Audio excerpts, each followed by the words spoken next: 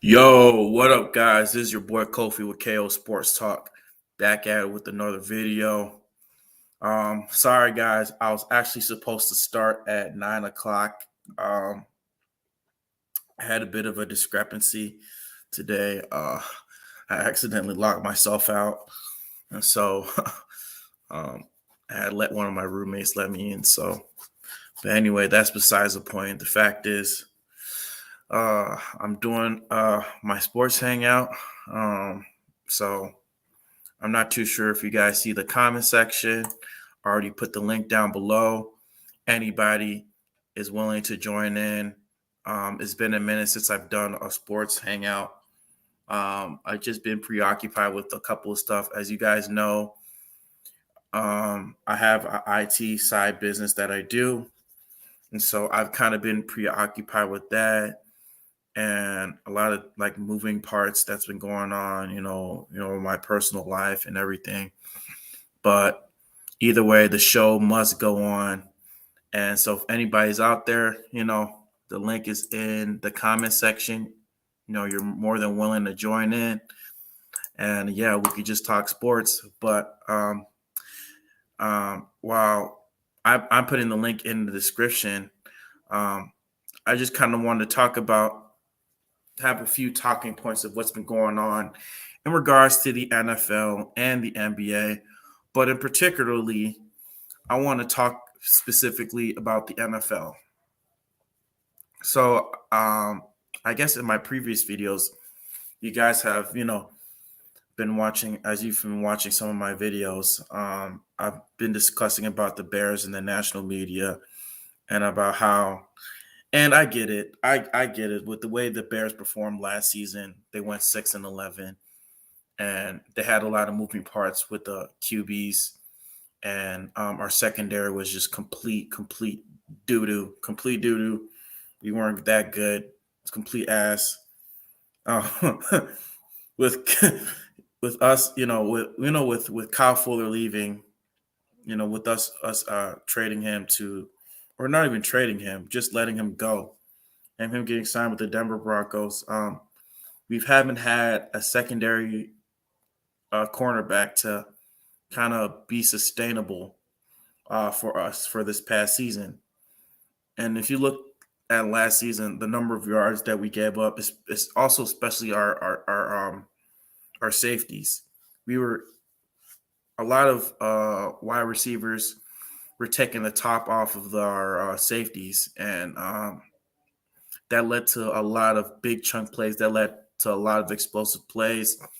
I mean, if we look back at that first game against the Los Angeles Rams, I mean, freaking Matt Stafford was slicing and dicing up our safeties, and we really couldn't do anything about it.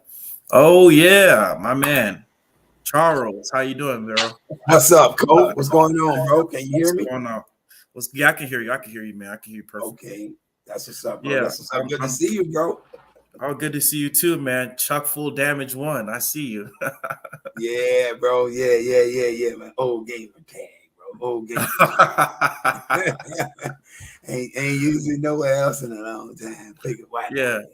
Yeah. I'm just talking about the Bears, the national media, how the national media is hating on the Bears, and and in some respects, they are right. I mean, we were not the best teams, but I don't certainly think that we were one of the like absolute worst teams in the NFL as compared to like the Jacksonville Jaguars or the Houston Texans or even the Detroit Lions that almost went defeated last season. I'm like, come on. But I mean, I saw your rant on that, bro. I was like, my boy is a little emotional right there. I'll be real with you, bro. The Bears, you know our history, bro. We never finish at the bottom of any pack, bro. If we have a struggle a down season, it's always middle of the pack stuff, bro. We never finish in any less than like 14, 15, in that 15, 20 range. A god awful year for us is finishing in the 20. Oh God, what just The happened? 20 to 30s, Yeah, 26 to 30s. I'm sorry, my system just tweaked a little bit here. Oh, okay. Okay. Yeah, God awful season is us finishing, in the 20s. We're never in the 30s, bro. It's always gonna be worse teams than the Bears It's in this always going to be the Lions in the 30s. That's for damn sure. Well, I don't know if we can say that this year, and I heard what you were saying about Jared Goff. That's guaranteed. I am not a Jared Goff believer. I think he sucks personally. He tough, he tries, but I just think he's very limited in his skill set. But that being said, the Lions are making some big boy moves, bro. They really are, man. And when I look at the rest of the teams around the league, the Bears are we're gonna be formidable because we're the Bears, and this is what we do. We compete. So we always have great defenses. Like defense, it's not going to change. Yeah, but the difference is aside from last season, right? But the difference is when we look at other teams' moves, other teams' impact moves, and our impact moves, there's a much bigger and much more impactful than ours. We moving in the receiving core with a bunch of number twos. Everybody else moving with number ones, stellar number ones, and what have you. We downsized, so to speak, on defense, while everybody else took a step up. So I can see why the national media is feeling like the Bears ain't gonna be looking so hot. But to call us the worst team in the NFL, that's never gonna happen. They know better, bro. They know better than that, bro. We will never be the worst team. The Houston Texans are poised to start the season with Davis Mills as their quarterback. Need I say more? The Washington Commanders are starting with a dude who just lost his job. Dude, I think they're in a worse situation than us, the Washington Commanders. Yeah, man. Like, come on, bro, really? Carson Wentz? Really? Carson. Yeah, I mean, come on, bro. It's just a lot. You might as well throw. You know what Keyshawn Johnson said? The Bears might as well just throw away the season because they haven't gotten Justin Fields any help. No, the Washington Commanders need to throw away their damn season. Well, and if I'm totally honest, though, Keyshawn, he a strong-headed, far-fetched left field type of thinker, But I will say this: he's not too far off base, bro. He's not too far off base. Just for the simple fact, Ryan Poles came into this thing planning for next year, so it's not like he came out here, bro, ready to, you know what I mean, ready to have the Bears running from the word go. The man is planning for it. He's looking forward to next season, so he's given Justin Fields in this offense enough, quote unquote, to keep us afloat, but not really to be dynamic, bro. We not gonna be that dynamic. All the dynamicness is about to come from the legs of Justin Fields and David Montgomery. That's where the dynamic gonna come in with this. Not Darnell Mooney though, man. Yeah. Darnell can be electric, but he is an electric number two. And he on the team full of number twos. What I'm waiting to see is who's gonna step up and be the number one from this receiving core. That's what we gotta find out. And Darnell Mooney is definitely electric, but he's never been a number one. So can I read you off a stat real quick? Go ahead. All right. So according to Darnell Mooney last season finished with more receptions than CeeDee Lamb. Who else? Devontae Adams with more receptions, and then he had more yards. More receptions than Devontae Adams. Is that correct, bro? Hold on, I'm gonna read this stat off. Hold on. You gotta read that one, bro. I'm hard pressed to believe that one. Devontae Adams, bro. Wow. Yeah, but he said he had the numbers of a wide receiver one from what I read. Yeah, because he was the only Chicago Bear catching. Yeah, Allen Robinson, I don't know what that was he did last year. Yeah, because I read off a stat that they say that he finished with more receptions than it was like I read it on Twitter or something.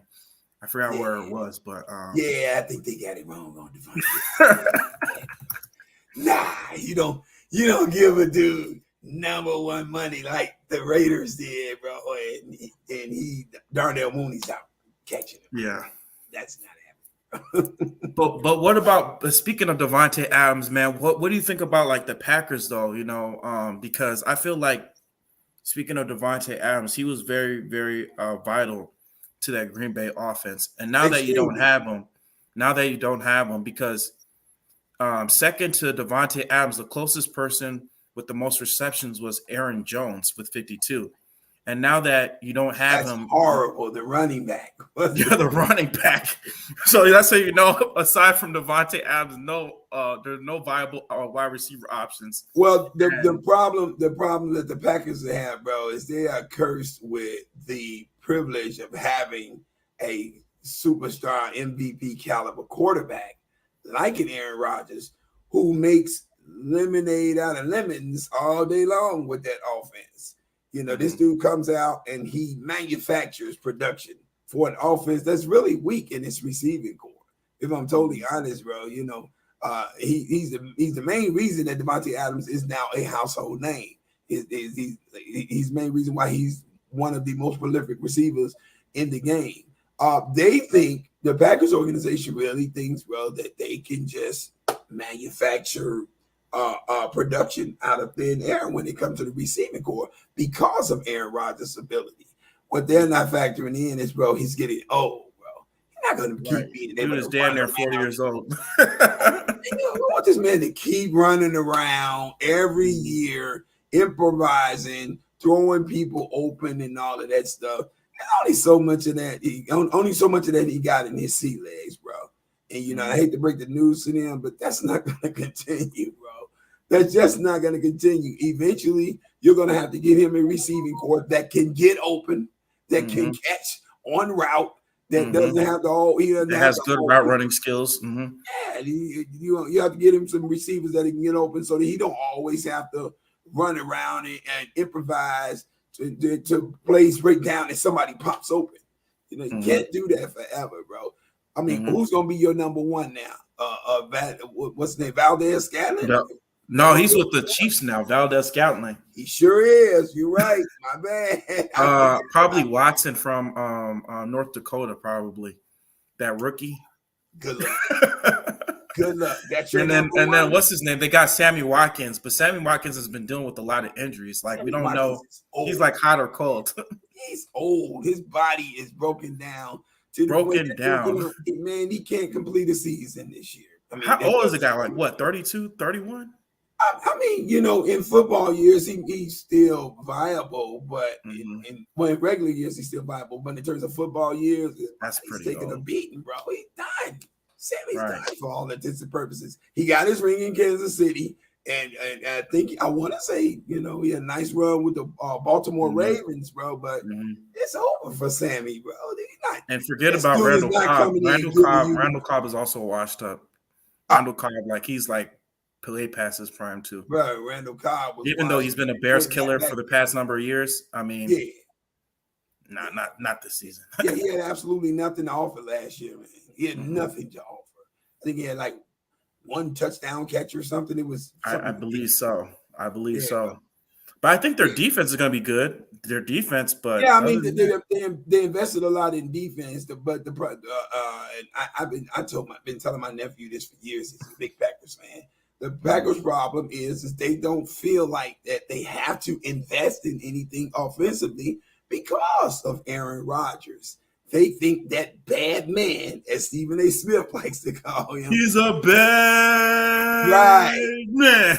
They think this dude just going to shoulder the load. He's going to put the backpack on and just drag everybody up the hill every year. No, it don't work He's like a that. regular season MVP. That's what he's great at. That's what he's only good for. You get him in the playoffs, bro, with defenses that are formidable, that are prepared for them, that have seen 16, 17 games of the season worth of film on Aaron Rodgers, and you're going to have a problem, bro. How you going to throw dudes open and everybody know when the play break down where everybody's going? You're not going to do that. Dude, look what happened when in 2010 he had weapons. He had Jordy Nelson when they won that Super Bowl. He had Jordy Nelson.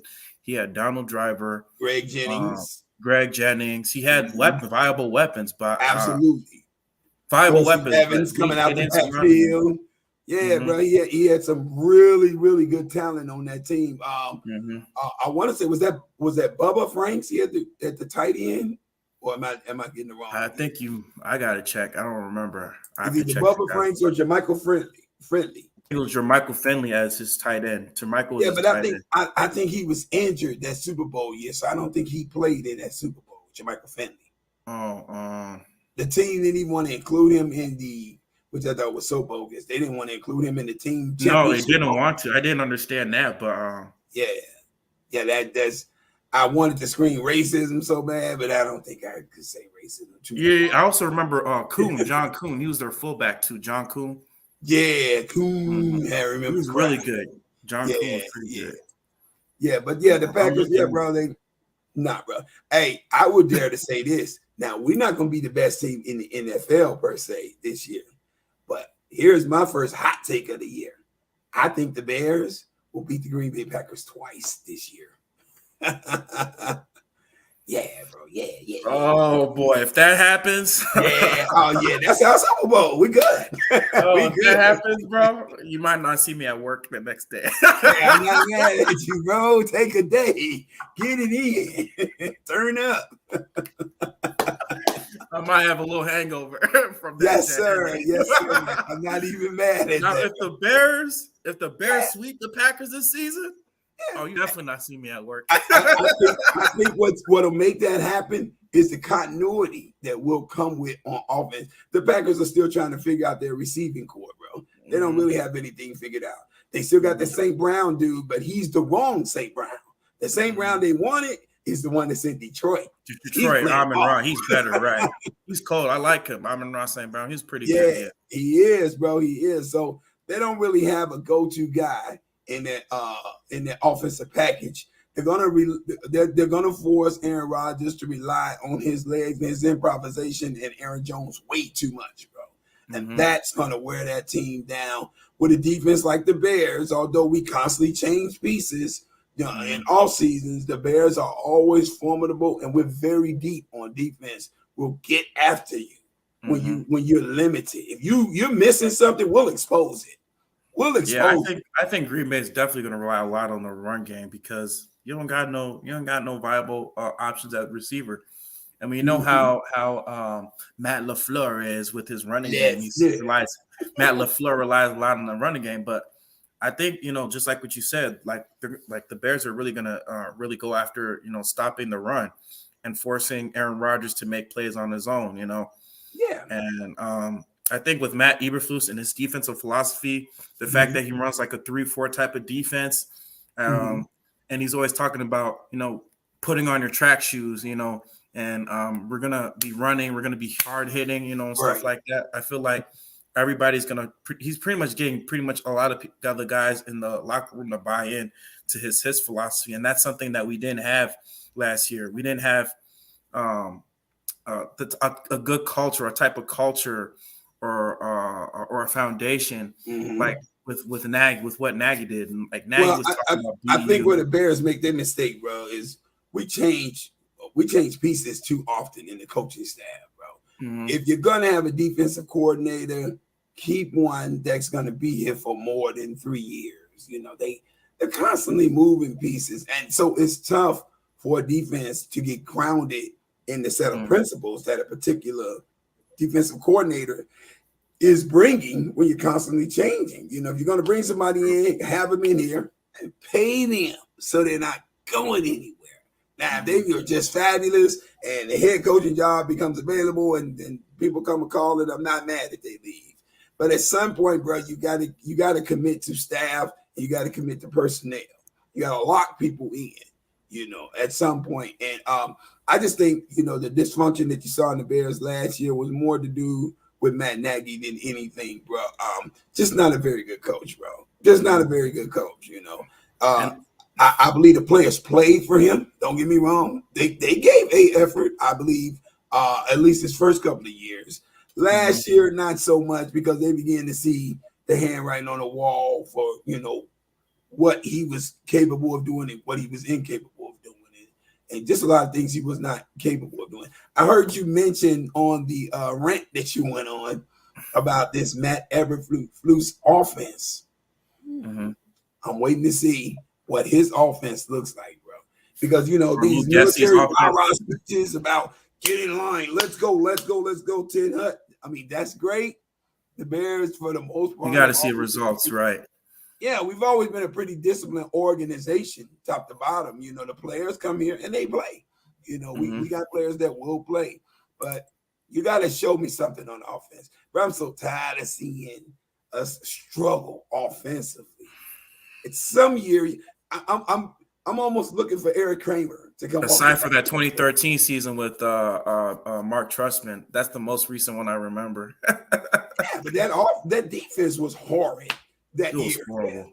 So yeah, we were scoring 28 points a game, and we give it up 35.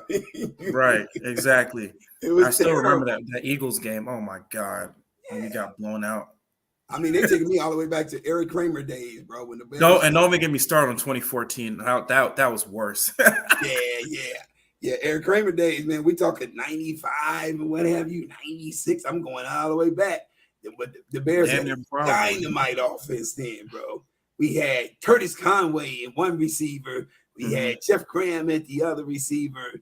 We had, we had so many weapons on that offense. It was ridiculous. And Eric Kramer was hitting everybody. Yeah, he was. Deep, across the middle, everywhere. He was just lighting it up, bro. I haven't seen the Bears offense like that in God knows how long, man. And I couldn't enjoy the Mark Trestman year. Yeah, we couldn't. Because it was just, I've never seen our defense that bad. Yeah, aside from that 95 season, I mean, the Bears really never had a good offense.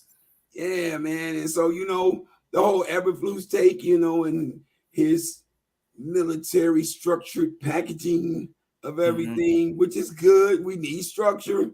But they got to show me something with the offense. I got to see it. I'm not going to say it's not possible, though, because I seen what they did in Indianapolis. Offensively, they did have like a bunch of number 2 receivers over there and were able to accomplish things. The problem with that, though, for me, when I look at Eberflus, is he wasn't running that show. You know what I mean? That wasn't his offense. Now, if he's bringing the guys in that was instrumental in that, then maybe, but I actually like that offense over there. I just think Carson Wentz killed it dead, bro. Right. I mean, when they had what's his name? When they had Phillip Rivers, it was pretty good because Phillip Rivers. He's a stud. Phillip Rivers, he's a stud, right? He's a Hall of Fame quarterback, But I mean, how do you have a Jonathan Taylor running like he did last year, and you don't even get this team to the playoffs? Right? Like, come on, right? The dude had a breakout season, and you still don't get to the playoffs. Right. Monster year from that guy. I had him on my ESPN fantasy team, bro. It was dope for me, bro. It was killing the league. Right. Yeah. I mean, they have a good head coach, Frank Reich, and the way he's just leading that staff, he's a great head coach. It's just, man, like you're right. We got to see results, man. Like, we got to, it's bro. good that we have structure and everything. I do agree, but I'm just sick and tired of the media just hounding like the Bears. Oh, they suck or whatever. I want us to actually be a good team where we have a good offense and a good defense. You know what I'm saying? Kobe, you can get used to the media hounding the Bears, bro. That's going to be a lifelong issue. If that's going to be your issue, bro. They have never cheered the Bears on. I think the year the Bears won the Super Bowl in 1985, the media wasn't on board with us then. Just follow the patterns, bro. When you hear the media talk about their Super Bowl predictions, none of them ever come out the NFC North. None of them. Unless the only team that talk about with Super Bowl aspirations over here is the Green Bay Packers. Don't talk about anybody else. There's no Minnesota Vikings talk. That's a small market team too. Yeah, never any Lions talk. Never any who else? Talk. Right, Bears talk. They're always down on the Bears. They talk about NFC East like a Super Bowl champion. Cowboys. There anytime soon. The Cowboys. Yeah. When was the last time they've been in a Super Bowl? What, 95, 96? Exactly. It's been forever. They can't even win a playoff game. It was atrocious the way they lost a playoff game last year. That's atrocious. How do you run the clock out on yourself when you come on, Dak? That's crazy, bro. I didn't understand watching that game. Like, what is this? But We yeah, know they were better than the San Francisco 49ers on paper. I mean, come on. Like, y'all had weapons. Y'all had, in my opinion, a little bit of a better defense, with the way they've been performing. Talent-wise, far and away, they were the better team on paper. But the San Francisco 49ers are a playoff-built team. They're built for playoff runs. And you see it once they hit the playoffs. They just got to stay healthy enough to get there. Once they get there, that's a noisemaker there, bro. You're going to have a hard time trying to put that team out the playoffs, bro. You don't believe me? Ask the Green Bay Packers. Cheesehead fans know them in their nightmares. I know, right? That's how I want to be for Packers fans. That's what the Bears need to do. Yeah, bro. Yeah. So, yeah, I think we get them this year. I think we take them down this year. I think we get them twice. After that, all bets are off. I can't say what we're going to do. I think the thing that I was looking at the most when you were going on your rant, bro, I was thinking, Kofi's not off his rocker totally. Totally. But you got to look at the fact that the rest of the teams around the Bears are getting good too. They're getting better too. It's not just us, it's not just us. So our depth is formidable. It's going to be solid, but it's going to be middling, bro. We're not going to do a whole lot. I just don't see us doing a whole lot. Not a lot. Not this year. Right. I agree. I mean, in some ways I do agree. How many games you giving us, bro? Probably between 8 to 9, to be honest. Okay. At most. Okay. I wouldn't be surprised if we go 10-7. I wouldn't be surprised too. Okay, that's fair. You got us making the playoffs? It depends on certain factors. Too long. Too long. Yes or no? It depends on certain factors. We got to see how Philadelphia performs. I want to see how the Eagles perform. Philly is going to be interesting this year, I think, man. That's going to be very interesting. I really think they had a great draft, in my opinion. They did. They did. I think Jalen Hurts gets a really horrible rap over there, bro. They talk about that dude like he's terrible. Why? Because he doesn't meet metrics. Who cares about metrics? That man just took the team to the playoffs. Right. And had a solid game competing against Tampa Bay. Right. The former Super Bowl champion Tampa Bay Buccaneers. Come on, bro. You got to give that man some kind of credit. And I don't understand, their judgment of him, bro. They're really harsh on that dude. Maybe it's just because he's in the Philly media. I don't know, bro. They're harsh on a lot of these black quarterbacks. They are, bro. They come down real heavy on them. Hey, Kof, let me ask you this, bro. Did you see ESPN's top 10 quarterbacks for this year? They rated them 1 through 10. Yeah, I think Aaron Rodgers was like number 1. They got him 1. He makes sense, actually, bro. He makes sense. Why? Because he has to shoulder the load of everything that offense does. There's a demand on Aaron Rodgers in that offense to produce. If he doesn't produce, they don't do nothing, bro.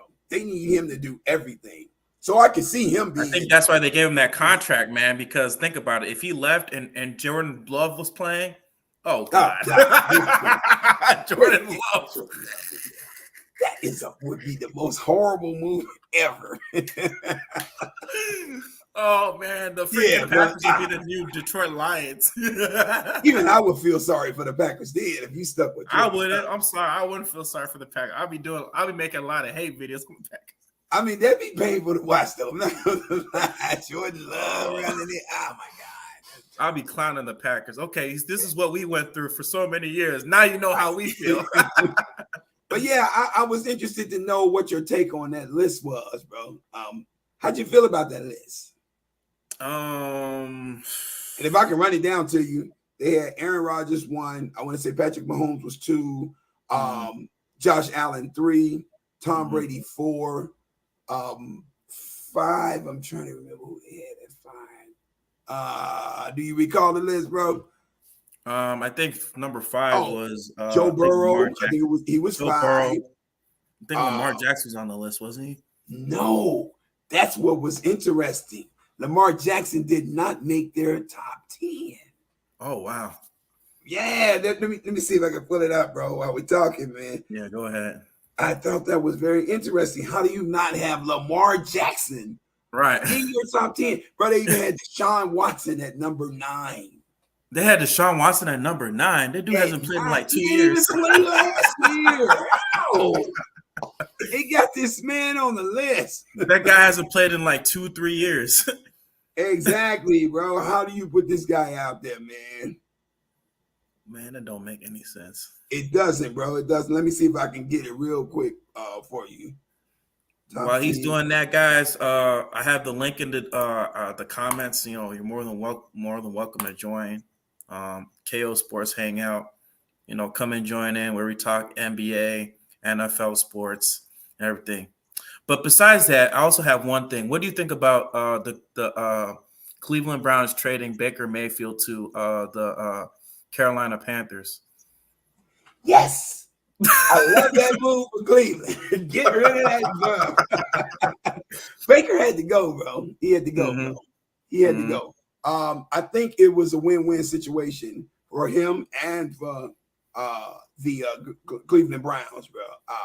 Cleveland was already disenfranchised from him. They you know, the Baker shine was gone, and you know, and they didn't see anything in him last year that told them he could continue to carry that franchise to the goal of where they were trying to go. So they moved on. I think getting Deshaun Watson made all the sense in the world.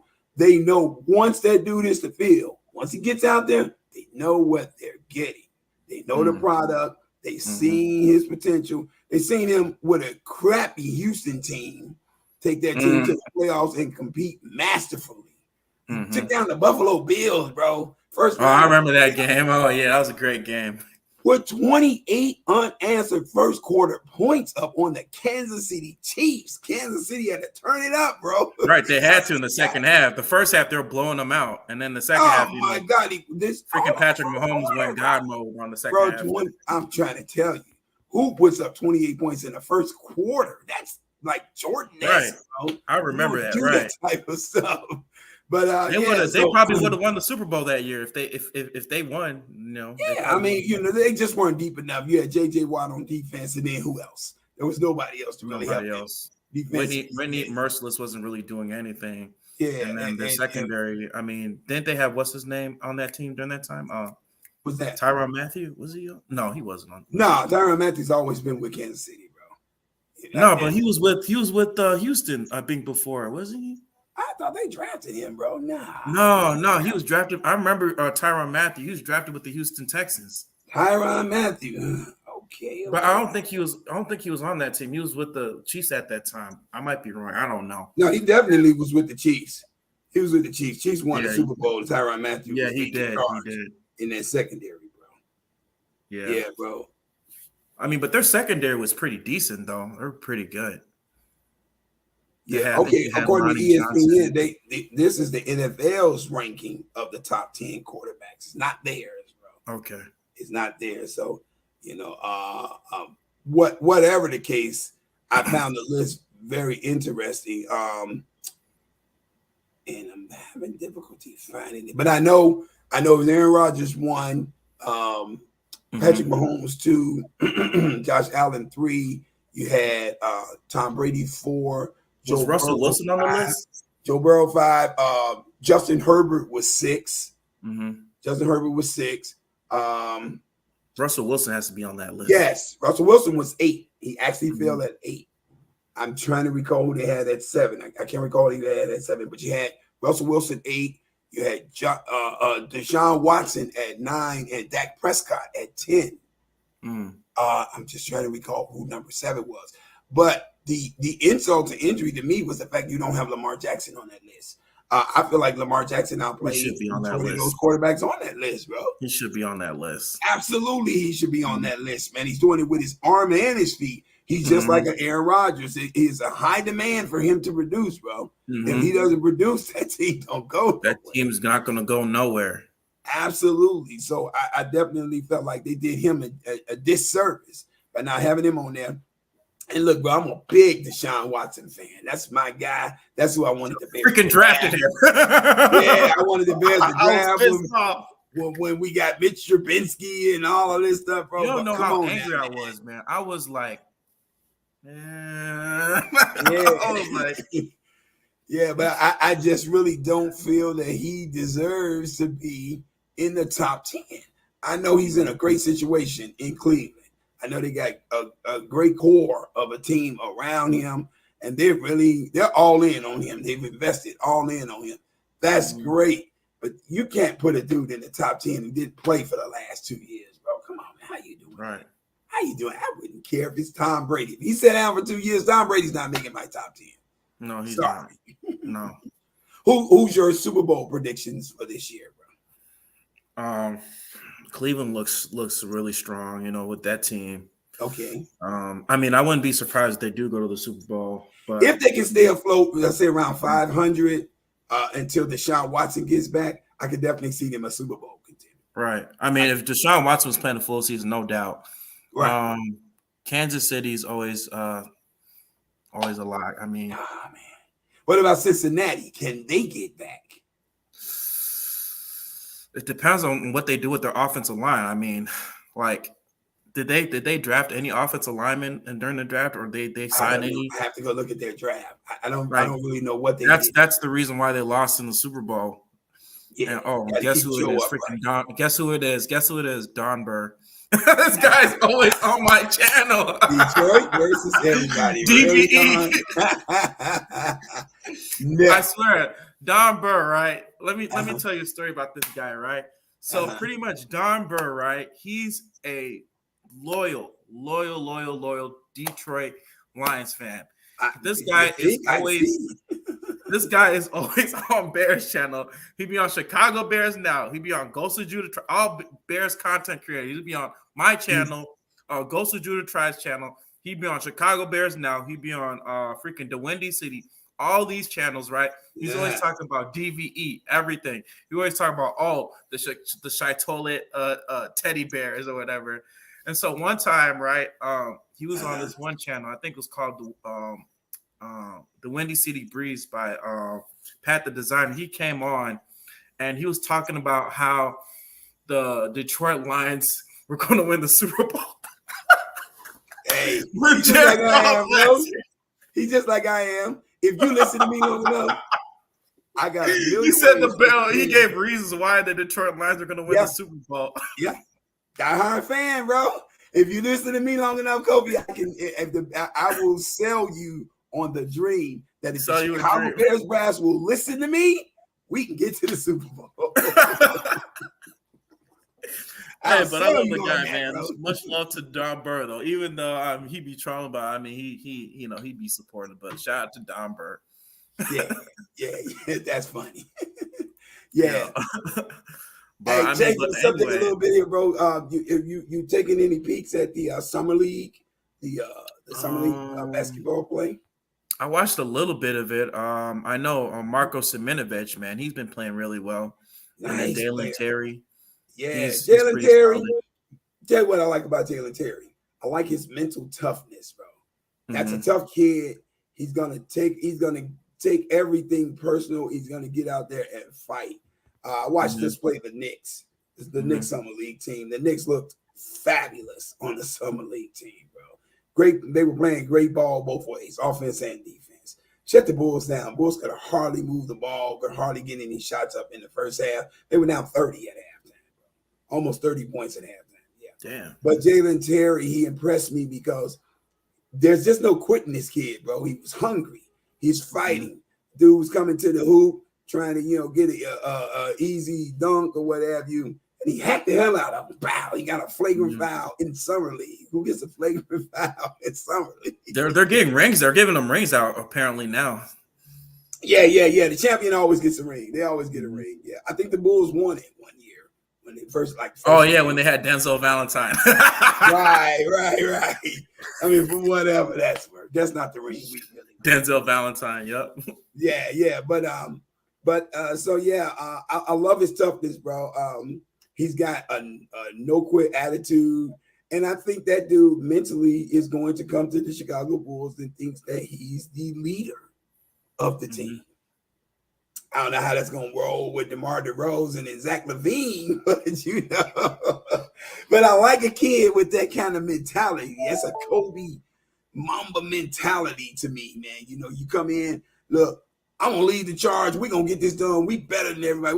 If we not better than, we gonna figure out how to beat them. I love that mentality.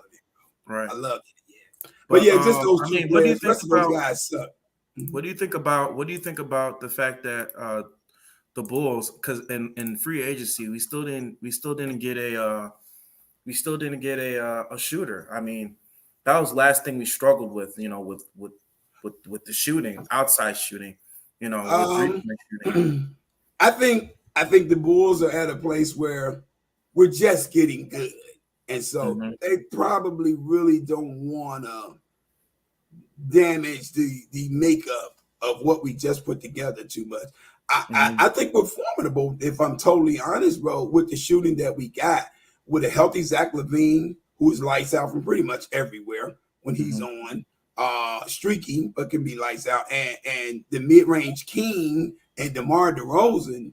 I think we're pretty solid. I love the addition of Andre Drummond, you know, because he's going to take the pressure off of Vooch of having to stand down there in the post and, you know, and do all the dirty work, you know, do the blocking of the shots, which is not beyond Vooch. Vooch is capable, but he's going to get all the rebounds, you know, and just do the dirty work.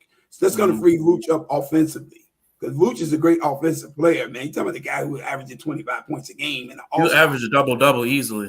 Yeah, bro. Even in a down year, you think he was averaging like 18 and like 10, like.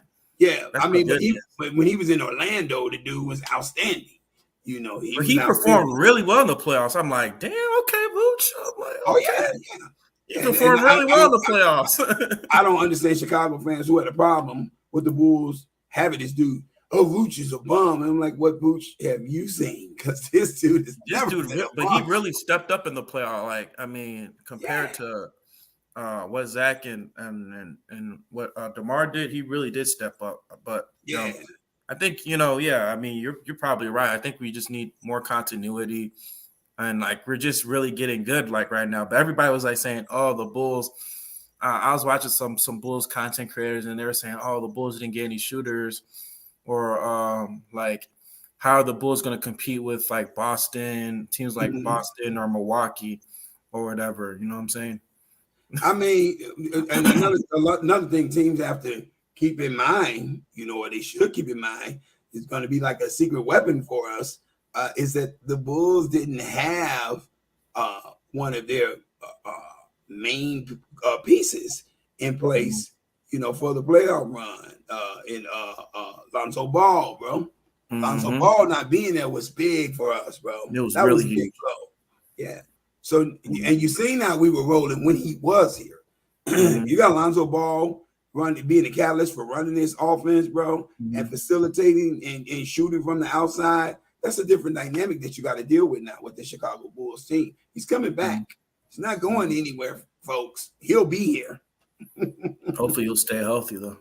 Yeah, that's the thing. That's the thing, you know. I mean, it was our first year with him. You know, we've seen him have health issues before. Hopefully this is just, you know, a blight on, you know, the rest of his career with the Chicago Bulls, you know, just a little smudge or something.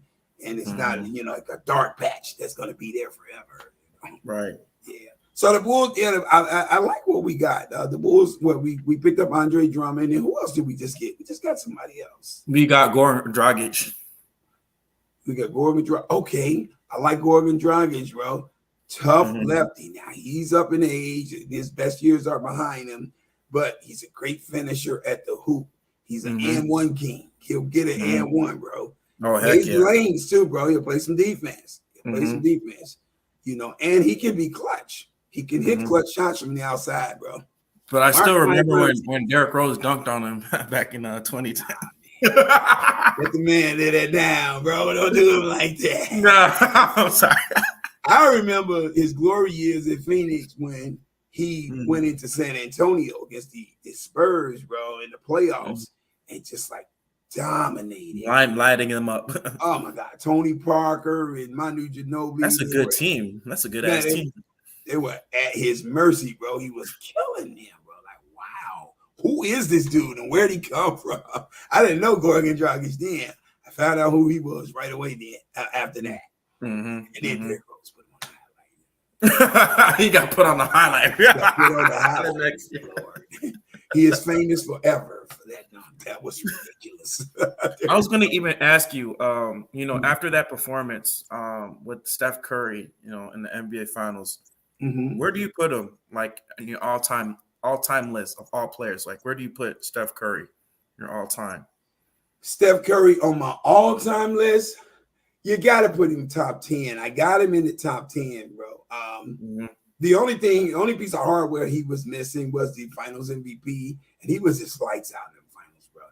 That man was incredible in those Finals. So he makes my top 10. I want to push Steph up the list, but it's so many greats on that list, bro. So it's just hard to move pieces around. I'll do what the LeBron de factos won't do. I'll move LeBron down, bro, because I'm really tired of everybody just crowning him the king, King James. He's not number 2. I don't know what they see in top 75. They put him at number 2. He's not ridiculous, number 2. Bro. That's ridiculous. That's freaking dumb. Yeah. He ain't even better than Kobe Bryant. Like, if you're gonna put, I was just about to say, bro, if you're gonna put somebody number 2, you got to put Kobe there. You have to put Kobe. If you're going from the shooting guard position, or from like the small forward positions or what have you. But even that's questionable to me. I got to have Kareem in there somewhere, bro. Kareem Abdul-Jabbar, bro. You talk about a man that won 6 rings just like Mike. He's top 5, right? Yeah, bro. You got to have Magic and Bird. These are these Bill Russell. You got Would you put Bill Russell in your carry top 5? the league. Would you put Bill Russell in your top 5? Not mine. I wouldn't put Bill in my top 5. Bill was more of a defensive-minded player. The offense, he didn't really give you a lot of explosion on that. But Bill was on a great team too, bro. That Celtics team. He had a lot of all-stars, a lot of like 11 championships in 13 years. That's ridiculous, bro. How many? He had Bob Cousy. He had Sam Jones. Those are Hall of Famers. He had did he have John Havlicek? I think he was on there. I think so. Tom Havlicek. I think, did he play in the 70s, Tom Havlicek? No. Havlicek, was he on that team? I don't know. I think he had a lot of greats on that after he left. Probably his last year in 1972 or something like that. Yeah. Right. So, yeah, he had I don't want to take nothing away from Bill. I think it's a phenomenal feat, but that was like he was in a real miniature situation. Yeah, the only foe he had was Will Chamberlain, and Will Chamberlain was a one-man show when he had a whole team going against him. So right. You getting and they had less teams back then, so yeah, the league was very small in terms of numbers, and it was very short. So you got the 2 tallest dudes in the league, doing their thing, man. It is what it is, man. So freaking Jordan dominated when especially with centers. Like centers was very big at that time, And I was watching something on like online, and they're talking about the type of players that Drew Jordan humiliated, and they're talking about Patrick Ewing and how their rivalry went back to the days of when I think Georgetown faced North Carolina in that championship in '82, and ever since then, Jordan has just been rubbing it in his face. Even to this day, Patrick Ewing admits that Jordan still trash talks him every time he calls him. Yeah. I don't know why I saw that, but I just recently saw that too, bro. Yeah, man. I'm a little hating. I'm hating the fact that here's my list. I found the list, bro. Okay, Aaron Rodgers 1. They got Patrick Mahomes 2. Josh Allen 3. Tom Brady 4. They had Matthew Stafford at Joe Burrow at 5, Matthew Stafford at 6, Justin Herbert at 7, was this Russell Wilson at 8, Deshaun Watson at 9, and Dak Prescott at 10. That was Matthew Stafford on the list. Makes sense. Yeah, Stafford MVP like last year. Yeah, he just won the Super Bowl. You got to get that guy some love. Right, you got to give him some love, man. That's how you know Detroit Lions, they're a sucky organization. Like, you had a franchise quarterback in your hands. I mean, it's Detroit, bro. What you want me to say? 2014, let's be honest. 2014 was their really best chance of winning a championship. Like, let's be honest, when they had that number 2 defense. Hey Don, how do you feel about that? You gotta lose and become great.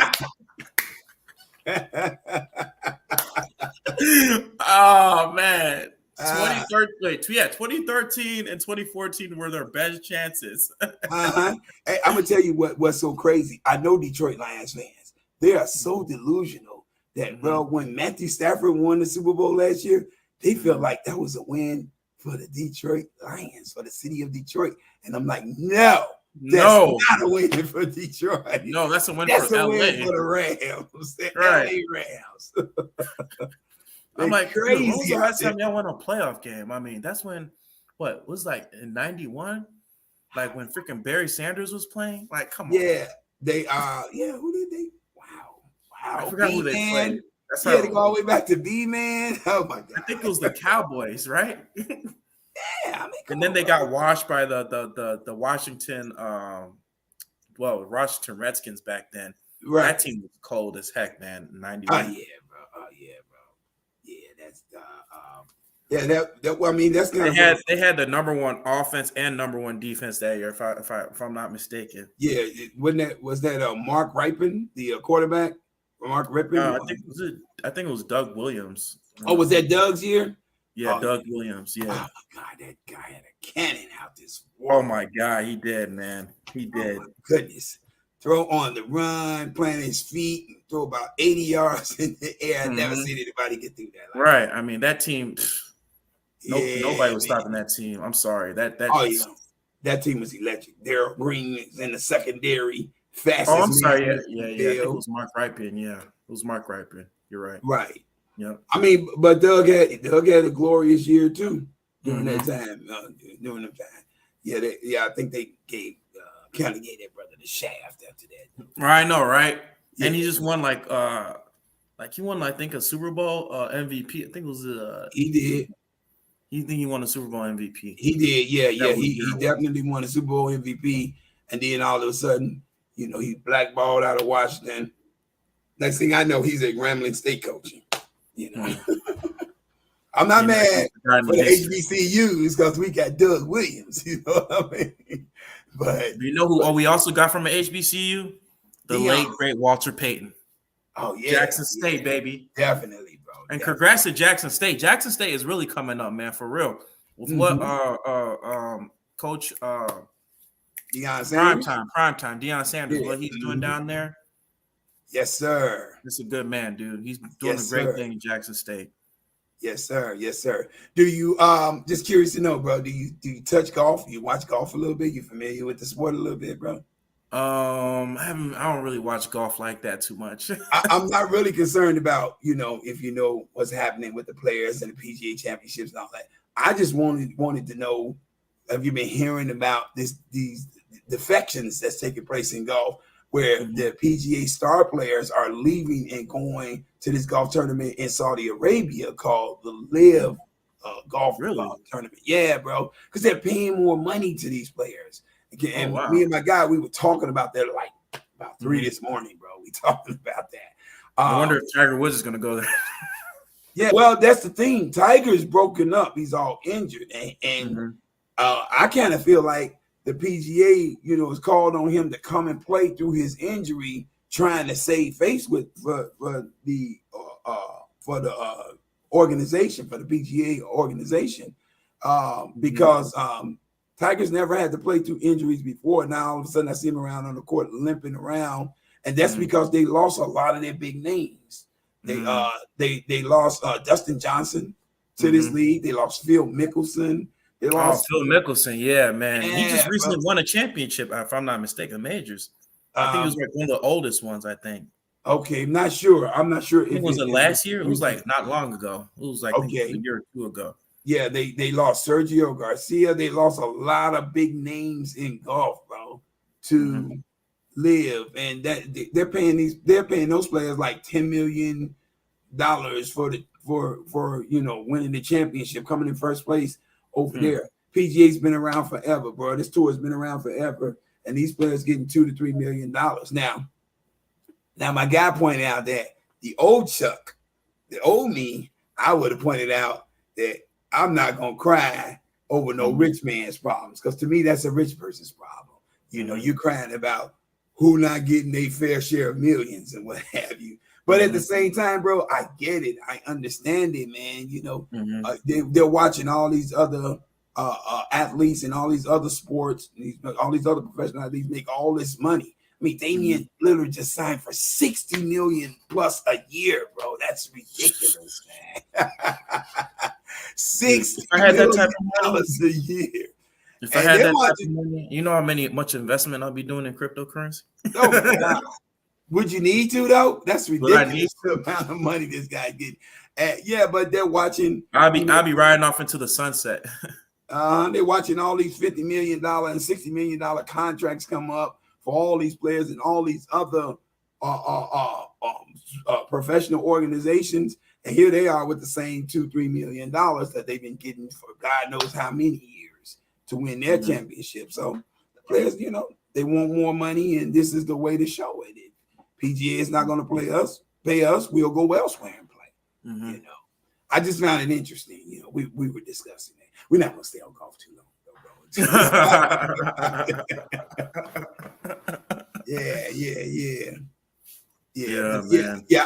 I think it's a smart thing that the players are doing. Though. You know, fight the fight all the way. If you're going to do it, go all the way. You know, and I think that's one of the reasons why Tiger has been called by the PGA, and they've asked him to be out here in his PGA championship while he's limping around. The man is barely walking, Kofi.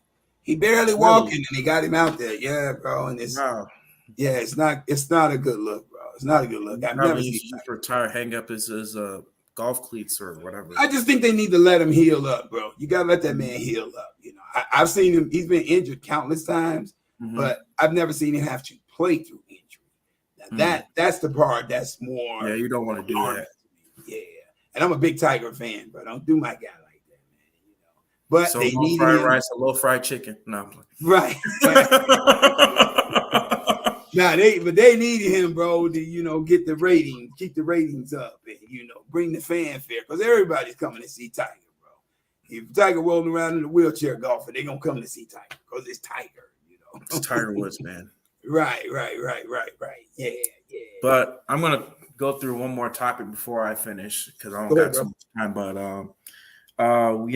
with the upcoming NFL season, where do you see yourself? Like with the Bears schedule and everything that was coming out. Have you seen the 2022 schedule yet? Yeah, me and my guy actually went over it about a month ago. I want to say.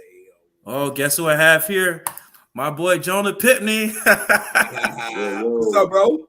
What up, Jonah? Hey, what's going down? Hey there, how you feeling, Kofi? How you been? Pretty good, man. Long time no see, man. Long time no see, bro. Yeah, I know, man. I be moving around a lot. I see you be every time you post the video, you be at work. I be like, damn, he always moving around. I know. How you doing, bro? I'm good, bro. I'm good. What's good with you, bro? Oh man, I'm good, man. Finally getting a chance to relax. So I was like, man, it's been a while since I've been on. Let me hop on now while I get the chance to. Yeah, that's what's up, bro. Yeah, we're just talking about the Chicago Bears schedule. So, Johnny, what you think about what this brother was saying on his last rant, man? He think the Bears is being misread by the national media, bro. They got us cellar dwellers. What you think about that? Yeah, 30th and 32nd. I don't know if it's gonna be that bad, but a lot of things, but they always say terrible things about the Bears, even though last year everything just fell apart for the Bears. First, the offense couldn't get it done. And then when the offense finally started being able to score, the defense couldn't get it done. Of course, us having Kendall Vildor be the starter a lot last year when he should have been out hella a lot of games sooner. It took 9 games before they took him out. He made a huge difference early in the season when we needed that key play here or there. And later on in the season, they really couldn't get enough pressure on the quarterback until the last maybe 3-4 games, and that made a big difference. And that also created a lot of anarchy. It was just not able to cover, not able to make consistent tackles. So assessment can be a little far-fetched, but I'm more so like in between when it come down to Yeah, that's kind of what I was sharing with Cope earlier, man. I don't think they're way off, but we never finish in the bottom of the league, bro. But that's just not that. who the Bears organization is. Well, We got enough pride, but we're it not doing hasn't it. been that since maybe 2017 when I went 3-13. That's the Yeah, last time I seen them do that. But even then, when they went 3-13, they could have won 10 games that year. They just blew 10 games that day. I mean, we had a 3-13 year. I don't remember that year, bro. They went 3-13. That was the year before they got, I think, no, yeah, it was like No, the we won 3-13, 5 like games that not year. We won 2017, 5 games. 2016. So 2016, yeah. 2016. Mhm. That's how they wound up getting Trubisky. Mhm. We won 2016. 3-13 that year. I don't remember that year. Yeah, we went 3-13. I do remember. Yeah, Yeah. that's when That Cutler was was like injured. Kobe, And you remember that year? I don't remember that. I remember Cutler was injured that year, 2016. and then we had who All was right. our quarterback? Barkley. Barkley and yeah, Matt Barkley and a few other guys. A few other Matt guys. Mark Barkley. Sanchez, Mark Mark. Sanchez, That was Mark painful. Sanchez. It was like the defense. The defense was just now recovering from what Phil Emery had did to him when he cut the whole defense and gutted the whole defense. Oh, They was just now starting to recover. I think that was like year. I think no, matter of fact, I think Mark Trestman was gone. That was John Fox's first year.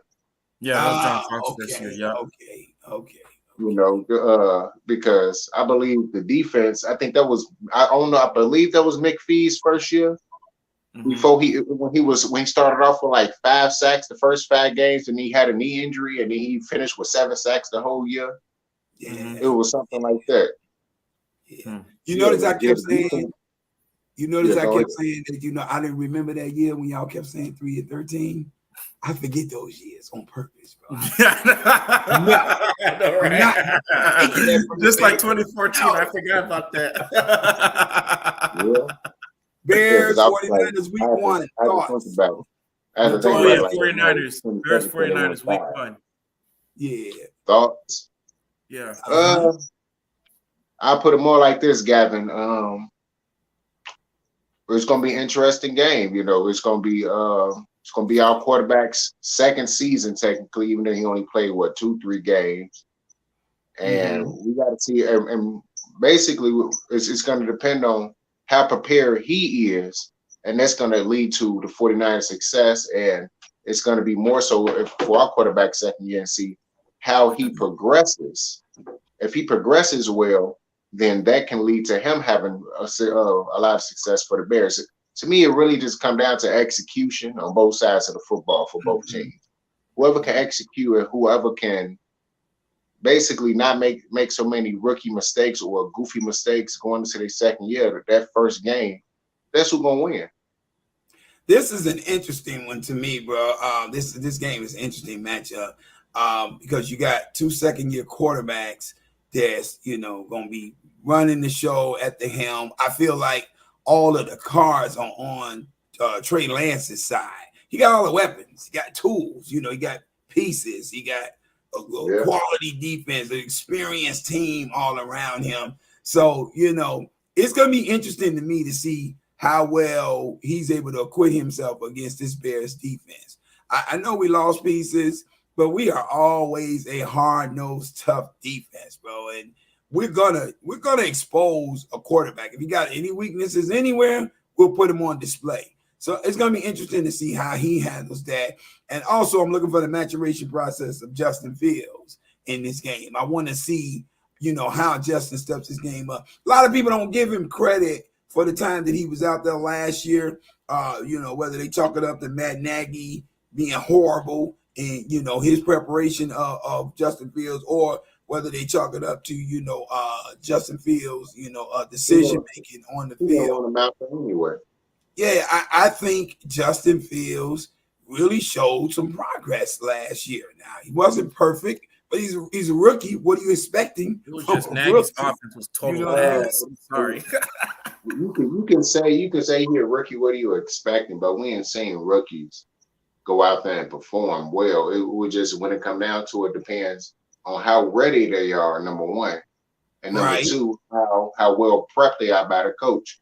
To me, Justin Fields was not ready. No. And on top of that, he was just the coach didn't want him. The coach didn't want him out there. So the coach did not prep him as well as any other coach would have prepped him and got him ready.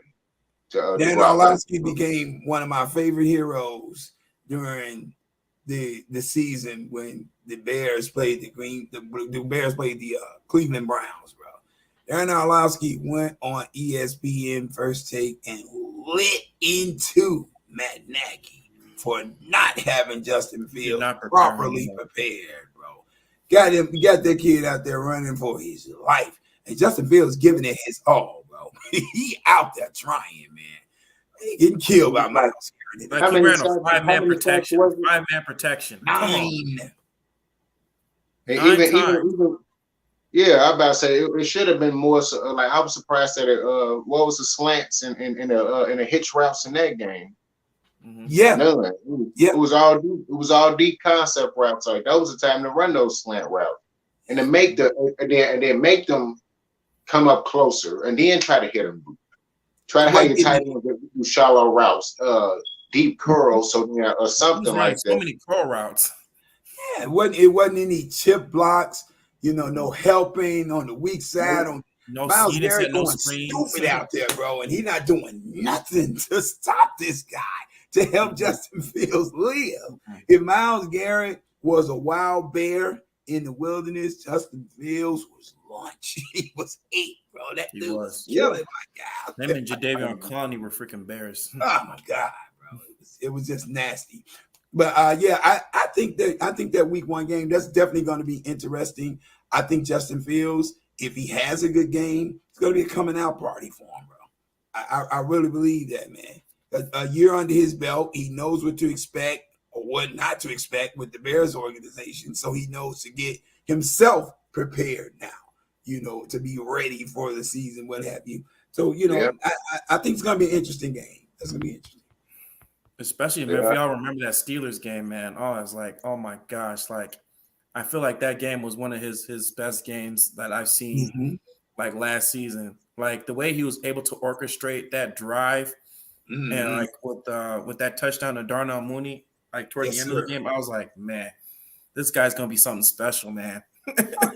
I mean, he definitely had electric moments. And to your point, my bro, you're right. There are some rookies that come out and they shine instantly, but you got to look at the situations that they're thrown into too, bro. Justin Fields is not thrown. I feel like he's going to be one of those guys. It's just he wasn't thrown into one of them high caliber situations where the whole team is ready and all they're doing is waiting on you.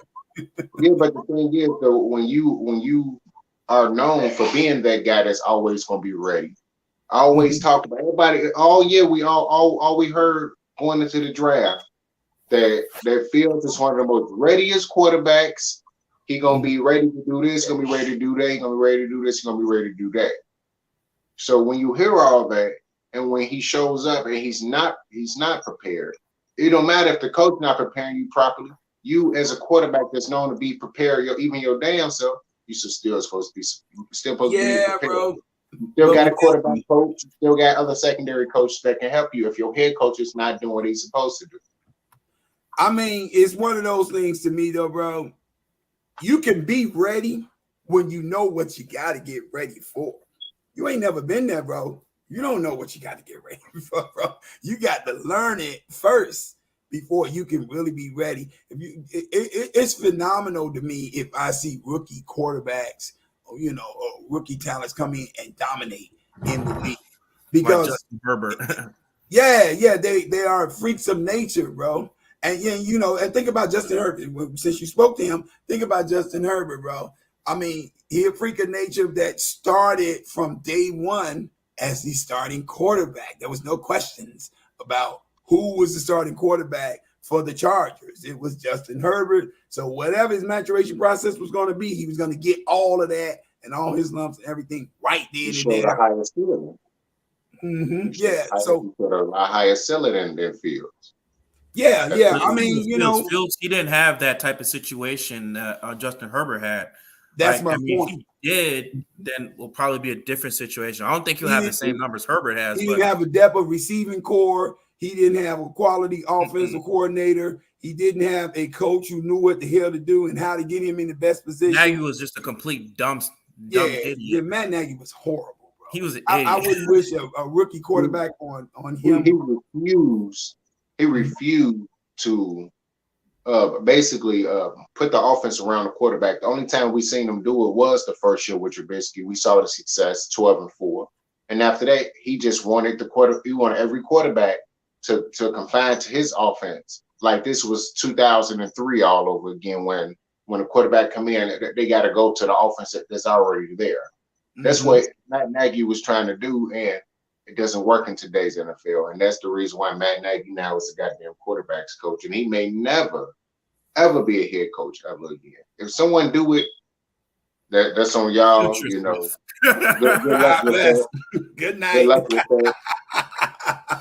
But, yes, sir. But we already seen what he's going to do. He's going to refuse to conform to the quarterback, and he's going to do what he wants to do. And that's the reason why the Bears over the past few years after 2018 can have the same success. And let's hope that this new regime can confine to the quarterback skill set, know what you got on offense and defense, and work it to perfection. Not to beat a dead horse, but I wonder what was it that we really were seeing in 2018 when the Bears had the success with Matt Nagy, at the helm. What were we seeing? A brilliant offensive-minded coach who came from the Kansas City Chiefs, or were we seeing the king of trick plays and watching Mr. Trubisky actually play well under the gun? I mean, I'm not so sure that Matt Nagy ever had this in him, bro. To be honest, that year, that was the only year he confined to the quarterback skill set. The only person that he let hang out the draft was Jordan Howard that year. He didn't run the ball like he was supposed to until it was later in the season. Jordan Howard still almost ran 4,000 yards. I think he still ended the year with like 975 yards, even with not running the ball with him consistently. That's the only person that was hung out the draft when Matt Nagy confirmed that switched the offense over and made it more pass happy and more in the shotgun and doing more draw plays. That was more suited for a quicker feeded person like Tariq Cohen. That's why Tariq Cohen dominated that year and ended up being a Pro Bowler, because that type of offense was suited for him. Jordan Howard is more of an ISO back, strong guy formation, weak guy formation type of running back that you use, and if you do a move, you put him in a shotgun, and then you run those draw plays and those delay handoffs. See, Jordan Howard was a bulldog around the goal line too, bro. How you not? Oh my God, I hate that we lost. Can you imagine if they had him and David Montgomery? Oh my God.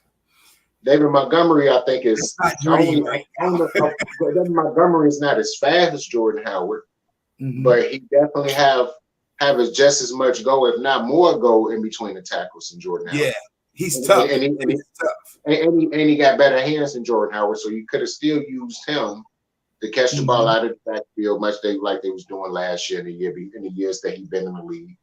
And with that 1-2 punch, along with still sprinkling a little bit of Tariq Cohen here and there, the Bears offense could have been well, but of course we know that Tariq Cohen didn't play none last year, and he's not going to play this year as well, and his career probably over with. So yeah. Hey, so let me ask you this, bro. You alluded on your rant, bro, to the this offensive package that Matt Eberflus is bringing. What's it called again, bro? Say again? Luke Getsy. Luke Getsy. I'm sorry. Yeah, the Luke Getsy offense. I think you called the name of what this offensive package is. I think it was a wide back offensive pack, something wide back or something. But it's more like tailored toward like it's kind of pretty much just an RPO type of offense. Pretty much catering to Justin Fields' strengths, like a run pass option type of. It's a college ran type of offense. It's a college ran type of offense. Yeah, my man. I wanted to get your take on that. I wanted to get your take, bro. What do you think about the Bears implementing an offense like that? You think that'll be successful at this level? it can be successful because we've seen it run with Lamar Jackson. Okay. Now, do the Bears have the same personnel to run it? No. Absolutely not. But can it work with the Bears? Yes. Okay. But in order for it to work, the preparation has to be on point. The execution has to be on point. And Justin Fields has to know when to pull the ball, when to pass the ball, when to run the football itself, when to let the running back run the football. And they're going to have to be ready for all type of plays. And Justin Fields is definitely going to have to also be able to audible out of it, switch play, all of the above. It's a lot of things, a lot of concepts that come into that, because sometimes the defensive front is so locked in on key in every gap, the A gap, B gap, C gap, D gap, and all the above, that you can't be in that run action. You might have to switch. You might have to get out of that and go to an I formation or probably a modified shotgun formation where it's an empty formation to try to spread them out completely, so then you can expose that type of front. But that all has to come down to how well he adjusts. Do you think he can handle it? He showed progress later on in the season last year. Okay. But he also kept getting hurt, so he wasn't able to be more consistent on it. So the chance of him doing it this year, I give it a 65-35 chance. 65% chance that he does do it. 35% chance that he crash and burns, and he probably needs another season. Because a lot of fans now are so quick to call somebody a bust. But 10, 15 years ago, it took quarterbacks 5-6 years before they got it together. Aaron Rodgers, he just jumping there to begin with. You know what I mean? Well, he was sitting back for 3 years before he jumped in. Right. And even then, he did okay. Drew Brees, a lot of people forget that Drew Brees wasn't as good as he was. His first 5-6 years, he was considered to be a low-tier quarterback. He was almost out of the league. Marty Schottenheimer almost got his ass out of the league. God rest Marty Schottenheimer's soul. But Drew Brees was, if you look at his numbers, his first 3-4 years, it wasn't that great. Good. Yeah. It wasn't even that good. It was average. It was slightly above average before he went to New Orleans and then started dominating. I think his last year was San Diego before he had that terrible injury, which I watched that game. That man's arm was, I can't even do it. That man's arm was, his hand was touching his ass, and then rotated back when he got soft. Was it that bad, bro?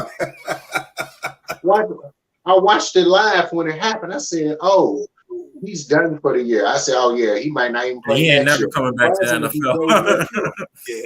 That was kind of like that Johnny Knox. I remember that play. That was like nasty. November. I think that was like November, December of 2005 when that happened. Mm-hmm. And then somehow he was able to still come back in 2006 and get them to the NFC title, which of course they lost to our Chicago Bears. But we went to they get the NFC title that year. And then of course 2 years later they win a Super Bowl with him. Of course. And then of course Drew Brees all the way through 5,000-yard season, 5,000-yard season, 5,000-yard season. So it's like just to get back on point. Justin Fields can go down that route, but at the same time, he could end up being, Ryan Leach. Oh, don't say that, bro. Oh, God. Not Ryan Leach. Oh, Ryan Leach, bro. Don't say that. Don't speak or that. even worse, Cade McNown. Cade McNown, remember? Yeah. Cade McNown was too busy trying to be a hoe at the Playboy Mansion. He was going to Playboy Mansion. That's the chances of what happened. Those are the type of things that can happen. Yeah. We don't know where he's gonna be. Hopefully, he performs a lot better this year, and hopefully he takes a lot of steps forward, and he don't take no steps back. Because we know with young quarterbacks, they're gonna take 2-3 steps forward and take 2-3 steps back, and then take 5 steps forward and then take 3 steps back. Right, it's the maturation process. Yeah. Right. It's just that we just hope that when he take those 3 steps back, he quickly jumps back 6 steps. He should quickly jumps forward 6, 7 steps. That's that what I was kind just of felt that he did last year, bro. After taking the lump against Cleveland, you know, he submitted himself well when he ran up on Pittsburgh, bro. I like what I saw in that game, bro. You know, I Pittsburgh had just a I top just 10 don't think the defense that year, tools. too. second game They had a to top 10 the defense that year. 10th game, 10th, 11th game. You know, that was something that we expected to happen. Now, if he was still been performing like he did in Cleveland against Pittsburgh that late in the season, then I probably would have turned the damn TV off and said, well, on the baseball. Drawing board, yeah. Wrong to the Cubs. Right. Hey, Coach, let me ask you this, bro. Do you think that the Bears may be making a mistake and not trying to implement an offense similar to what Justin Fields shined in when he was at Ohio State, bro? Because there was a lot of down the field offense with that team. Right. It was explosive because, I even watched a lot of the Ohio State games and, with Justin Fields, like he was always trying to look for an open receiver. And like he always would try to throw the ball deep because he's like a deep ball thrower. And that's one of his strongest suits, like throwing the deep ball. That was pretty much his bread and butter. And I remember watching like a lot of Ohio State games, like he always would try to look for one of his top receivers, like Chris Olave or like Garrett Wilson. Right. And so, and with that Ohio State team, they always had a great offensive line. So with the Bears, they have to figure a way out because I know this draft they drafted mostly with the offensive line, but not in the earlier round, but later on in the round, like they started drafting primarily offensive line. But depending on what the offensive line does this season, whoever steps up, whether it be Zachary Thomas, who they drafted, Braxton Jones from Houston, that one kid from Illinois, Kramer. If those guys step up this season, then we're going to see, that's really all going to be dependent on what the offensive line does to protect them. It always seems to be a big ask from the Bears rookies, man. We just always like when they get here, it's this huge demand on them to show up and show out right now. I almost hate it when we draft. I hate it, but we got to start from somewhere, Yeah, man. But it's like this immediate pressure is on these kids to come in. Because Ryan Poles talks about how we need to build from the draft. He always talks about how we need to build from the draft, and that's how you build a winning, sustainable team. It's not always just going to the free agency or trying to make all these trades. Oh, let's trade for DK Metcalf. Oh, let's trade for Terry McLaurin.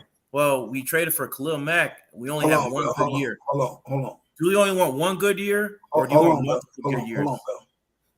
Let's trade for DK Metcalf. Let's trade for Scary Terry. Man, you just made my day. Let's trade for them. But that's what a lot of Bears fans were saying. Bro. Do you only want one good year, or do you want multiple sustaining good seasons? Bro, if you get a DK Metcalf or a Scary Terry, you're not talking about 1 year, bro. These are young guys who gonna be around, bro. Yeah, but you still have to get them the ball. Yeah. You have to get them the ball. Justin got a cannon, bro. He gonna throw the ball. Yeah, but the thing you don't get sacked a lot like Joe Burrow. Yeah, but based on what you said, even what Kofi said, he used to throwing the ball deep. That don't work in the NFL like that. Kofi, I'm about to say, Kofi, you remember us having this discussion a couple of years ago when he was in college and everything else, and even when I did a video on it, that what was going to happen? He was going to throw a lot of picks because throwing the ball deep in college, of course, that works. Of course. One college can be up here and the next college can be all the way down here. In the NFL, most teams is like this and one probably slightly above, and that's what makes the difference in winning. Right. That's true. Everybody an athlete. So he was going to throw a lot of picks. He hold the ball too long, so he was going to fumble a lot. Those things came into fruition. He can still fit the ball in tight windows. That did happen. He still was able to throw the ball deep down the field. That did happen. But at the same time, what did he do? Sometimes he threw errant throws down the field like he did against the Packers. He just throwing up field, He was a and no one-read one's quarterback. there. That was his problem. He was a one-read quarterback. Yeah, but He that's always had the focus thing. on But one. that's the thing that I feel that, you know, when I say that there's always this demand on Bears rookies to instantly produce. I feel like he don't get in a town like Chicago, bro. They not really giving him no space for growth. You know, rookie quarterbacks go through this. Peyton Manning first year, bro. You know how many interceptions that dude threw? That was 28, The ridiculous. same year that 29, what's his name threw 30 interceptions, 30 for 27. 30. Jameis Winston. Right. Yeah, but he wasn't a 28 rookie. touchdowns and 28 Yeah, interceptions. Jameis Winston. That dude literally Like went 30 for 30. right. Like Peyton Manning, I think, threw like 27 picks or something like that. Yeah, it was nasty, 28 bro, what he touchdowns. I threw. remember Yes, that. sir. 28 touchdowns and 28 interceptions. It was nasty, bro. So, They went 3 and and 13 guess what? that year. If Peyton Manning played in today's NFL, he'd have been called a bust. And then guess what? The coach probably would have traded him, released him, and then Peyton Manning probably wouldn't even be Peyton Manning, or he would have went somewhere else and dominated. And then the coach been looking crazy because they listened to the media. Mm-hmm. Yeah, he could It have been was like Josh always Rosen. right. It was always give him 3 to 5 years. 3 Yeah, to 5 years, and then you will see what you got in the quarterback. Now it's 3 years max. You know, which 3 to is 5 crazy years. to me, bro. That's crazy. I mean, and to the quarterback's credits, though, they are stepping their game up and they're meeting those metrics, bro. Justin Herbert, I feel like he's meeting those metrics. Joe Burrow definitely meeting those metrics. You know what I mean? That 3-year Joe window, Burrow's a dog, these man. two He stepping got that up. They swag. catching it, bro. They coming. You Yeah, know, this because the whole window that's gets the one of smaller them. and smaller. I think back in the 90s, it was maybe 6 years, 6, 7 years, you probably see what you got in your quarterback. Because back then, even then, quarterbacks threw more interceptions, and that was like it was what it was. Can you throw touchdowns and can your team win the game? Yeah. You know, back then, if you threw 15, 16 picks, it was okay. Did you at least throw 28 touchdowns? Did you at least throw 24 to 35 touchdowns? How many wins did the team get? Yeah, they used That's to look for a 2-to-1 ratio. 2-to-1 right. ratio. Touchdown. Now it's 3-to-1, Right. 4-to-1 ratio. Right. That's what they're now looking for. So it's like it's even Now you got and to then come out of plus college being Aaron Rodgers. right, and plus you got to remember too. Now you can't kill the quarterback like you used to. You can't kill the receiver like you used to. So that's why they really expected the quarterbacks to be able to come out and perform way better than they did back then. Because back when it was Steve Young last year, you could still kill the quarterback. Right. I say every year before 2005, you was able to master the quarterback and the receiver. Because around 2005, that's when they first started that helmet-to-helmet contact thing. I know because Mike Brown smacked the Lions tight end helmet-to-helmet contact, and they threw a flag, and I was like, "What the hell are they throwing a flag for?" That was a clean hit, helmet-to-helmet contact. That's the first time I ever seen it. So after that, that's when they started making everything tear more towards the offense and make it easier for the offense to be able to score. Ever since then, points been going up. I think 05 points was like maybe 26 a game, which was the highest it ever been. Now points is like what, 30 a game? That's ridiculous. Easily 30 points, maybe 28 to 30 points per game. So it's like, bro, since we on the subject of quarterbacks, me and Kobe already talked about this. I just wanted to get your take on it real quick. Did you see the NFL's release of its top 10 quarterbacks in rankings? And if so, what was your thoughts on it, bro? I actually did not see the top 10 quarterback rankings. I haven't, to tell you the truth, I've been sprinkling in, looking at sports media here and there. I've been busy. But I've been mainly just busy, and also just trying to stay away from Bears sports media and NFL sports media, because I know no matter what, they're gonna talk down on the Bears.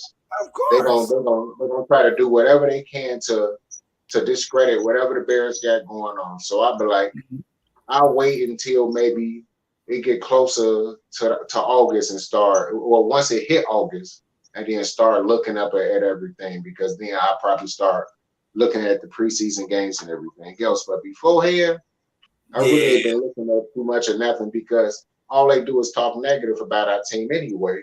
And Right. and if anything, with the quarterback situation, I'm pretty sure they had Justin Fields, what, 30 seconds? Pretty much. Yeah, they didn't even focus past the top 10. I'll run the list down to you real quick, bro. Me and Kofi just went over it. They had drawing blank that quick. They had Aaron Rodgers at number 1.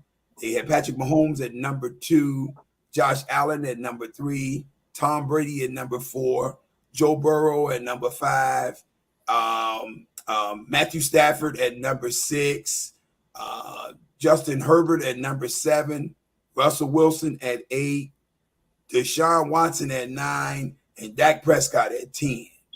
What's your feelings on that list, bro? Okay, how Dak Prescott gonna be on that list when he not even finna play? Okay. Or you mean Dak Deshaun Watson? Yeah, that's what I meant to say. Deshaun Watson. Sorry, Dak Prescott. Of course, he gonna play. I believe. Okay, Dak should probably be a little bit lower on that list, because of the way he performed after having a broken fibula. Russell Wilson, he performed so horribly last year. To me, he shouldn't be in the top 10 until after the season if he performs well. That's interesting. Yeah, because how poorly he played before that. He played poorly before we got hurt.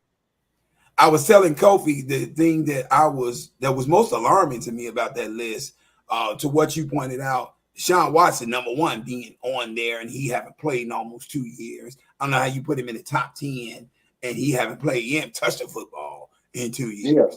Yeah. Right. But what the second most alarming thing to me was, how do you not have Lamar Jackson on this list, bro? Lamar Jackson, bro. Yeah, he definitely not. Now you could even put, you can put him over. Who could you put him over though? In that list, other than Watson. Other than Watson. I'll put him over Dak Prescott. I'm putting him over Dak Prescott. Yeah, I think he's over Dak Prescott. I think he's over Russell Wilson. I think you definitely. Oh yeah. Sure. Matter of fact, minus those two, Russell Wilson, who didn't perform well, and Watson. Deshaun Watson. Yeah.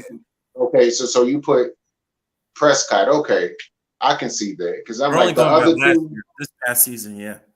Right. It's only based on last year's numbers, bro. You know. Right. That's all I'm basing it off of. Only last year. Right. So everybody else they got that's up there. I give them credit. I totally agree with 1 through 7. I got no problem with. But 8, 9, and 10, no Lamar Jackson. Come on, bro. You disrespecting that man. Yeah, he should definitely be in there, because what he was able to do in the games that he played, and he showed a lot of promise, a lot of progression, just as being a pocket passer in the NFL. He was able to get in that pocket and make a lot of key throws, and they were still dropping a hell of passes. And he was still able to make a lot of key plays out there. So yeah, he should definitely be at least. He should be at least number 10. At least number 10. At least number 10. Yeah, bro. For me, man. Yeah. Any honorable mentions that you would like to see on that list, Cove? Honorable mentions, probably Kyler Murray. Kyler Murray. First, Kyler Murray. He is so like an MVP. His first 7 or 8 games. I want to say an honorable mention, because how high he started out early in the season. Yeah, he started out high. But what make him an honorable mention is because how poorly he played late in the season. That's what makes him an honorable mention.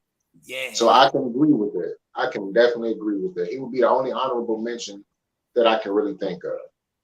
Matter of fact, hold on. Aaron Rodgers was in the top 10, right? He was number 1. Yeah, he's number 1. Yeah. Okay. Yeah, he should. I was about to say he should be. Yeah, he probably could. Well, he could be 1 through. He could be seen as 1 through 3. Tom Brady should have been part of the 3. Yeah, Tom Brady. They had him at 4. They had Tom Brady at 4, and I'm not really mad at the order. Yeah, I'm not mad at the order. You put Tom Brady at 4. You got these youngsters in front of him that's clowning, doing what they doing. And I think one of the most appalling things to me with the whole Lamar Jackson thing, him not being there, is that Lamar Jackson, of all of those quarterbacks, is the one that's in the similar type of situation that Aaron Rodgers is, who you got at 1. There's a high demand on him to produce. If he don't produce, his offense don't get nothing. It's dead without Lamar Jackson, bro. So you talking about the dude who got to put up fabulous fantasy numbers every game in order for his team to have a chance to win, bro. He got to do that. If he don't do that, bro, it's dead, bro. It's dead. So how do you not have this dude on that list? That's just unbelievable to me. And Deshaun Watson, you ain't played in 2 years, and you getting this man this kind of. I mean, I'm a Deshaun Watson fan, bro. I believe in his talent for phenomenal player. So he can do it at the highest level. But come on, bro, he ain't played in 2 years. You don't know what he gonna do when he gets out there. Yeah, that is true. Yeah, bro. But guys, I'm gonna have to head out. I gotta get ready to go to work. Yeah, me too. I was gonna head out. I actually gotta Hey, fellas, this has been fun, bro. We got to do this again. The moment I get the chance to, I try to make sure I hop in. Yes, sir. I'll yes, contact you guys, man. Definitely, man. But anyways, man, I'm gonna have to end this stream. Thank you guys for coming to my hangout, my sports hangout, and yeah, man, let's do this next week again. Yeah, no problem. As always, guys. Bear down, guys. Bear down. Yes, all right, guys. Peace.